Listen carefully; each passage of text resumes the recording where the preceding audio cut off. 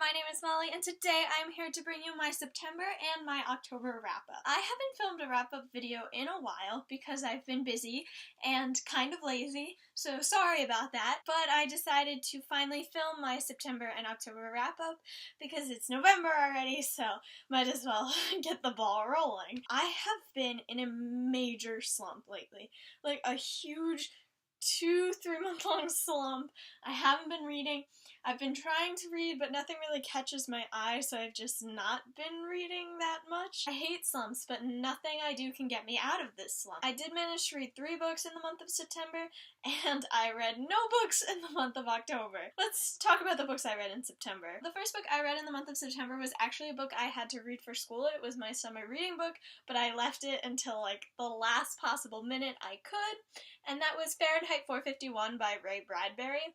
Now, I do not like classics. I have never liked classics. I don't like reading them. I don't like reading them for school. I just don't like it. I don't like the way they're written. I usually don't like the storyline that they follow. I have an appreciation for classics. Like, of course I do. I'm a reader. They started everybody's love of reading. I mean, they're classics, they're old, and, our books now wouldn't be around if it weren't for those books, and for that I am thankful, but I do not like to read classics, and maybe I will find one day that I do really like, but any of the classics I have read so far haven't been a fan of. Fahrenheit 451 was no exception. I did not like this book really at all. I didn't like the way the story was told. I didn't like all of the information that we were given. Like, it felt like too much.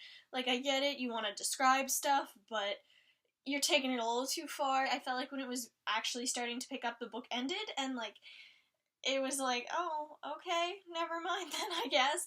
And it's one of those books that, even though it ended on kind of like, ooh, something exciting could happen afterwards, I really don't care how it ends. I don't care what happens to the characters. I didn't get attached to a single one of them. It is a scary thought, though, that one day all the books in the world were burned and would disappear, and it would be a crime to read. That's terrible. I also didn't like the idea of what I had to do for school, which was basically throughout the entire book I had to tab all these different scenarios that represented these different things, and I just did not like that. I was not a fan of that at all. I hate having to tab when I read. That's why I don't do book talks anymore, is because that's what I used to do, and I hate that because I feel like it takes you out of the world. Like, I just want to be able to stay in the world, and I can't do that if I have to be taken out of it and write about it. The next book I read in the month of September was The Queen of Bright and Shiny Things by Anne Aguirre. This book is a contemporary. It's cute, but it's also kind of dark. Both characters have a dark past, which usually makes for a great love story. It was well written. I really enjoyed the characters. I really enjoyed their story. I enjoyed the depth of the story, if that makes any sense. And so I was really a fan of this. So basically, these two damaged people start talking, and they fall in love, but because of their damaged past, it makes it a little bit hard on both of them. I recommend picking this up if you're looking for a contemporary, because it's not insanely sad, which is good. It was kind of a nice change from what I usually read. So yeah, I recommend this book. It was pretty good. And the last book I read in September was Until Friday Night by Abby Glines. I was waiting in the airport to go to my cousin's wedding, which was out in Oregon, and I live in New Jersey, so it was a long weekend, but I was in the airport bookstore just looking around because, why not, and I saw this book, and I was like, that looks like something I really need right now. I really want to read that.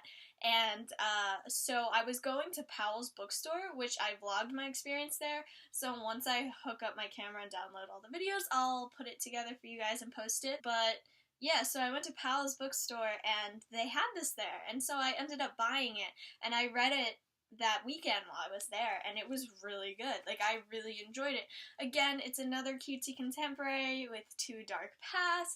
This one is a little bit sadder, I think, than Queen of Bright and Shiny Things, just because it's happening to them then. This kid's dad is dying, and this girl is still struggling with these things that happen to her, and she's mute. She won't speak. She feels like if she speaks, she'll break. She just won't be able to handle anything anymore because it makes everything real, and she doesn't want to talk about it.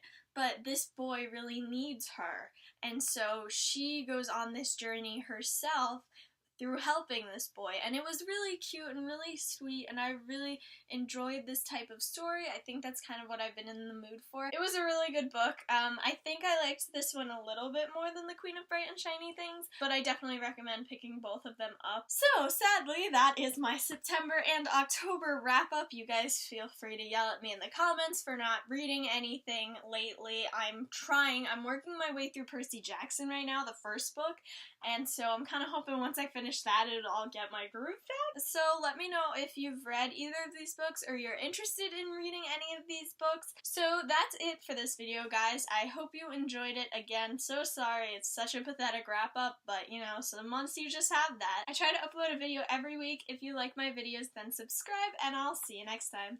Bye, guys!